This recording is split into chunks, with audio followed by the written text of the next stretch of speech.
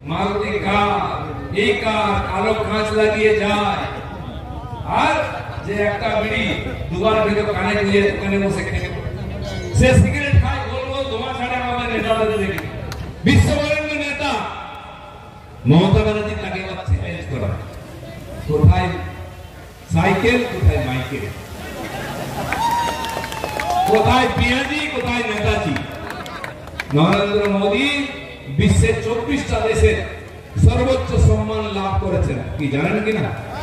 ডাকছে মোদীজি আসুন আমরা পুরস্কার দেবো, এমনি নয়, কাউকে ভ্যাকসিন, কাউকে গম, চাল, ডাল, কেরোসিন, ওষুধ দিয়েছেন। লকডাউনের সময় মানুষ মরে যাচ্ছিল, কোটি কোটি বাঁচিয়েছেন। তাকে বলছে আপনি হনুমান বিশালকরণ নিয়ে এসেছেন, মৃত সঞ্জীবনী মোদী, আপনাকে আমরা সম্মান দেবো, আসুন। উনি সময় পাচ্ছেন না পুরস্কার নেওয়ার। মমতা ব্যানার্জি হল্যান্ডে গিয়ে একটা কোম্পানিকে পয়সা দিয়ে একটা পুরস্কার দিয়েছে, শুনেছেন কিনা? দুটো সাহেবকে ভাড়া করে নিয়ে একটা পুরস্কার। কি পুরস্কার, কাকে দিল, কেন দিল, হবে না। আরে আপনি তুলসী গাছে যত জল ঢালুন, সে বট গাছ হবে না। গরুর গোয়ালে যদি ছাগল পোষেন, সে কোনদিন গরু হবে? ছাগলই ধরবে।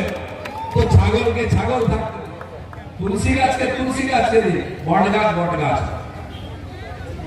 তো বন্ধুগণ, যে ড্রামা দেখলাম আমরা, আর বলার কিছু নেই। বাঙালিয়ানা এসছে, আমি বলে দিচ্ছি আরেকবার, আমার মা বোনেরা আছেন, আপনাদের বাড়িতে মহিলারা আছেন, 1000 টাকার জন্য লাইন লাগান, লক্ষ্মীর ভান্ডার।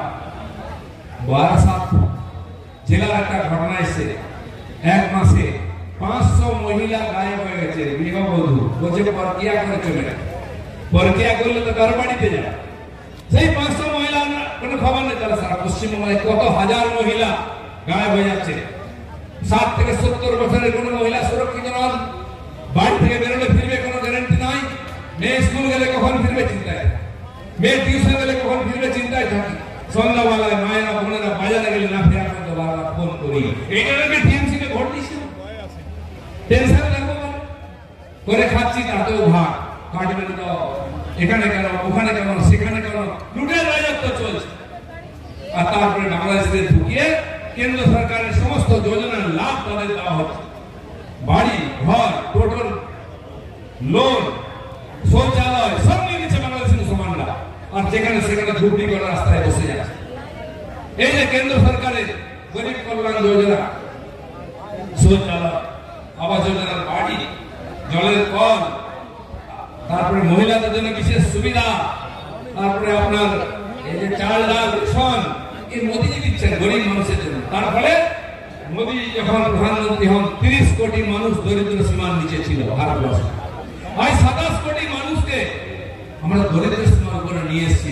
খাওয়ার অভাব নেই, থাকার ঘরের অভাব নেই, শুদ্ধ জল পাচ্ছে বাড়িতে বসে, গ্যাস পাচ্ছে, চাল ডাল পাচ্ছে, সকালবেলা পায়খানার জন্য আবার শৌচালয় পাচ্ছে, ইজ্জত ঘর। আর আপনি কি দিয়েছেন? সেই টাকা পয়সা লুট করে গরিব মানুষকে আরো গরিব করছেন। এই জঙ্গল মহলের গ্রাম বাংলা কারা বঞ্চিত হচ্ছে এই গরিব কল্যাণ যোজনার থেকে, বাড়িঘর থেকে? এখানকার কুর্মী সমাজ, সাঁওতাল, মুন্ডা, ভূমি, খেড়িয়া, সবর, গোপা, নাপি, এরকম 20টা জাতি আছে যারা গরিব, গ্রামগঞ্জে থাকেন, খেটে খান, চাষ করে খান, লেবার খাটেন। তারা জীবনে বাড়ি করতে পারবে না, শৌচালয় বানাতে পারবে না, ছেলে বউকে পালন করতে চলে যাচ্ছে, শিক্ষা দিতে পারবে না। তাই মোদীজি তাদেরকে বাচ্চাদের স্টাইপেন্ড থেকে আরম্ভ করে টাকার বাড়ি ঘর দিয়েছেন। কিন্তু কজন পেয়েছে? অন্তপক্ষে 60 লক্ষ বাড়ি বাংলার জন্য টাকা এসছে, আরো 10 লক্ষ এসছে। কজনের বাড়ি আপনি হাটের কোথাও দেখতে পাবেন না। কোথায় গেল বাড়ির টাকা? সেটা টিএমসি নেতাদের বাড়ি দেখুন, 2 তলা থেকে 3 তলা, গাঁজা থেকে পাকা হচ্ছে। যার মাথায় চুল থাকতো না, এখন শ্যাম্পু মেরে ঘোরে। যে ঢড় সাইকেলে যাচ্ছে, মোটর সাইকেলে ঘোরে। আর যে ফাটা মোটর সাইকেল ছিল, সেখানে মারুতি কার, এই কার কালো কাঁচ লাগিয়ে যায়, আর যে একটা বিড়ি দুবার ভিতর কানে দিয়ে দোকানে বসে খেয়ে সে সিগারেট খায়, গোল গোল ধোঁয়া ছাড়ে আমাদের নেতাদের দেখে। যে পাড়ের চায়ের দোকানে বসে থাকতো, কেউ গেলে বলতে এটা চা খাওয়াও না, 2 থেকে 3টে চা করে খেত, সে আমাদের দেখে বলে স্পেশাল চা খেয়ে যায়। তার বাপের টাকা, তার 14% টাকা, এই টাকা আপনার টাকা, আমার টাকা, গরিব মানুষের টাকা, গরিব কল্যাণ যোজনার টাকা, পঞ্চায়েত পঞ্চায়েতের জেলা পরিষদের টাকা গলা টিপে বার করে নিয়ে আসবো, মাটির তলায় থাকলেও বার করে নিয়ে আসবো। আজকে একটা মজার খবর শুনলাম, আমাদের প্রিয় কেষ্ট বীরভূমে তাকে নাকি পুলিশ করতে দেয়নি 21শে জুলাইয়ের ডায়াসে, ঠিক কি না?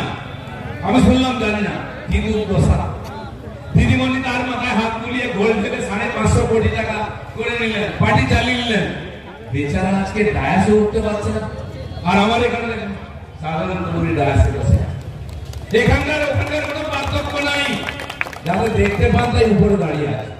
এই হবে, আমি মমতা ব্যানার্জির প্রত্যেকটি চামচাকে বলছি, টাকা কামিয়েছেন, বাড়ি ঘর করেছেন, গাড়ি করেছেন, বউর গয়না বাড়িয়েছেন, কিন্তু কপালে সে দিন খুব কঠিন আসছে। হয় টিএমসি ঠান্ডা ধরতাম, কিন্তু সেটা এত সহজ না।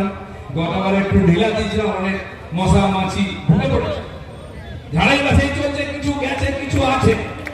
এবারে কিন্তু ঢুকতে দেবো না, খবর নেবেন আপনার পাড়া থেকে। এখানে অনেক বন্ধু এসেছেন, আজকে পার্টিতে জয়েন করবেন।